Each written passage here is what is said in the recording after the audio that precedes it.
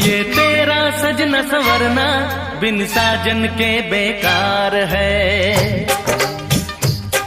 ये बिंदिया चूड़ी कंगना बिन साजन के बेकार है।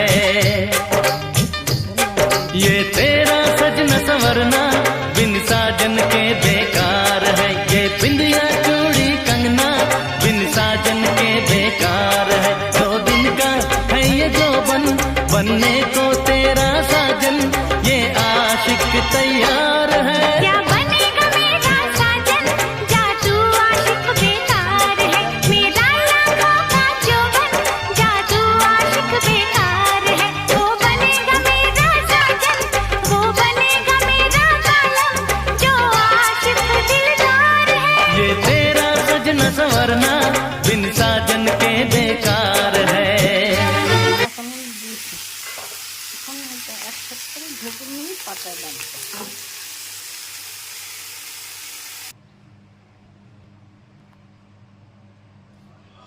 এই যে পাটায় ঢেলে নিয়েছি, এখন একটু সরিষা দিয়ে বেটে নিলে কচু শাক ভর্তা তৈরি হয়ে যাবে।